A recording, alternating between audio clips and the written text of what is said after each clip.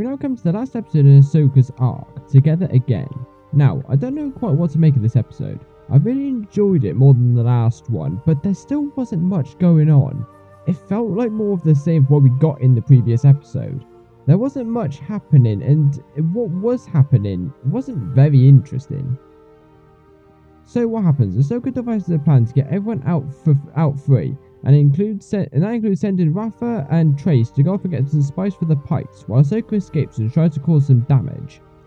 They all end up getting captured again, but after setting off detonators that Ahsoka has planted, it gives them enough of a distraction to get away. Now, how I do these reviews, for anybody wondering, is while I'm watching the episode, I have a notepad document open, and anything I feel that needs writing down, good or bad, I put it down and use that as a skeleton for writing the actual script for the actual review, which is what I read for these reviews.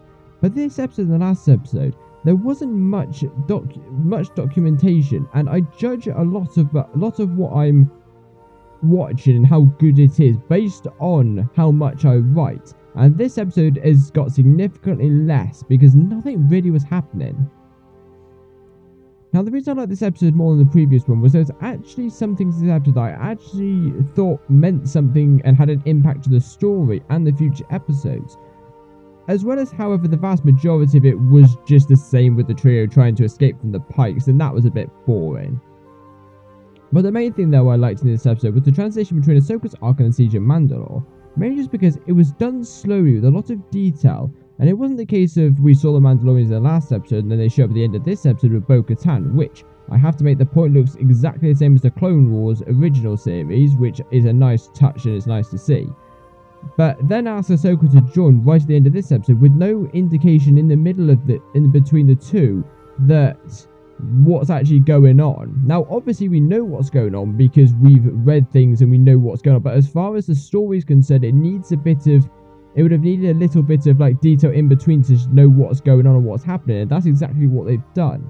At the start of the episode with the Pike leader, when he mentions about a crime syndicate, it's a clear connection to Maul and his crime syndicate from Solo.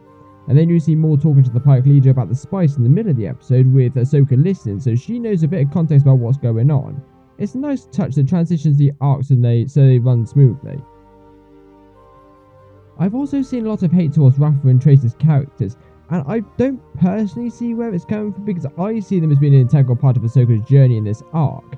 However, any scene in this episode with just the two of them working together, and in any of the other episodes as well that they're in, of them two just working together and doing things, it's just boring, and there wasn't anything of any substance happening, especially in this episode.